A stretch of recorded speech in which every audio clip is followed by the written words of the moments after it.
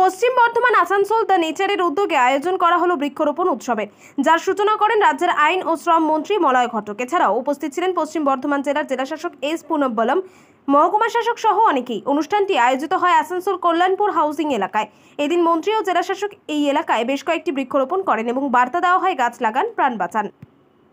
আছে যে এরকম কিছু মানুষ আছে যারা নেচারকে সেভ করবে, কিন্তু আমরা আমার পরবর্তী প্রজন্মের জন্য কিন্তু আমরা আমাদের এই পৃথিবীতে একটু ছেড়ে যেতে পারবো। ইতিহাস হচ্ছে যে আমাদের এই অঞ্চলটা একসময় জঙ্গল ছিল, আসাম গাছের জঙ্গল ছিল, এবং সেই জঙ্গল থেকে যেমন কয়লা হয়েছে এবং সেই জঙ্গল কেটে আসানসোল শহর হয়েছে।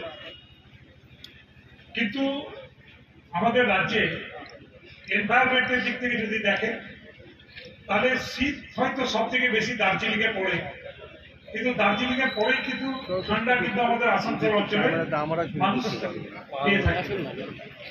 আর গরমের সময় সব থেকে বেশি গরম আমাদের রাজ্যে কিন্তু এই আসানসোল, পুরুলিয়া এই অঞ্চলে। নেচারকে আরো অনুরোধ করবো যে আপনারা স্কুলে স্কুলে সেমিনার করুন, কলেজে কলেজে করুন। অন্তত স্কুল কলেজে যদি 50-100 জন করে ছাত্রছাত্রীকে আমরা বোঝাতে পারি যে গাছ লাগানোর উপকারিতাটা কি, তাহলে আমার মনে হয় গাছ লাগানোও পারবে এবং গাছকে পরিচর্যাটাও পারবে। সেই গাছ আমরা এখানে লাগাচ্ছি, এবং যদি কেউ গাছ লাগাতে চান তাহলে কিন্তু আপনারা বিনা পয়সায় গাছ পেয়ে যাবেন। আপনারা প্রত্যেকে যদি বাড়িতে বাড়িতে গাছ লাগান তাহলেও কিন্তু আপনাদের অনেক উপকার হবে। আপনি বাড়িতে যদি একটা ফলের গাছ লাগান তাহলে সেই ফল আপনারা পাবেন, অথচ গাছের থেকে অক্সিজেনও। তাই আমি আমার বক্তব্যকে দীর্ঘায়িত করছি না।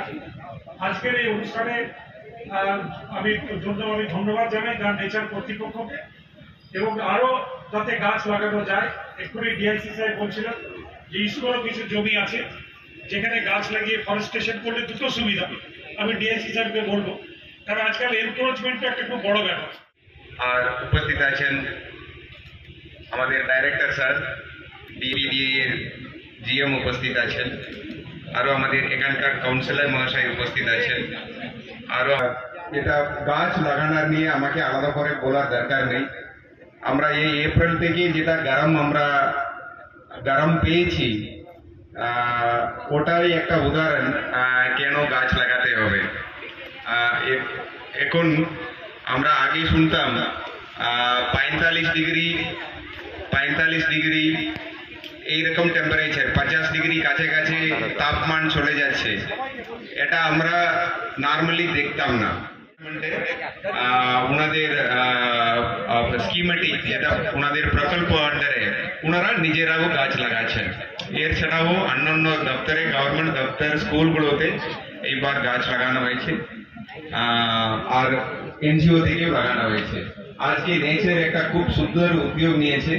এই আমাদের এই এরিয়া, আমাদের কানিয়াপুর এরিয়া, এটা ডেভেলপ হচ্ছে। আমাদের নতুন ডিএম অফিসেও কয়েক মাসের মধ্যে এখানে হয়ে যাবে। তো এই এরিয়া নতুন ডেভেলপ হচ্ছে, এই এরিয়াতে গাছ লাগানোর অনেক দরকার আছে। তো এই উদ্যোগকে নিয়েছে নেচারকে অনেক অনেক ধন্যবাদ, অভিনন্দন। আমি একটাই অনুরোধ করবো, আমরা যারা যারা গাছ লাগিয়েছি, আমরা বলুন, ডিএফও মহাশয় বলুন, আপনারা বলুন, সবাইকে গাছগুলোকে মিনিমাম 1 বছর মেনটেন করতে হবে, তাহলে গাছগুলো বাঁচবে। ধন্যবাদ।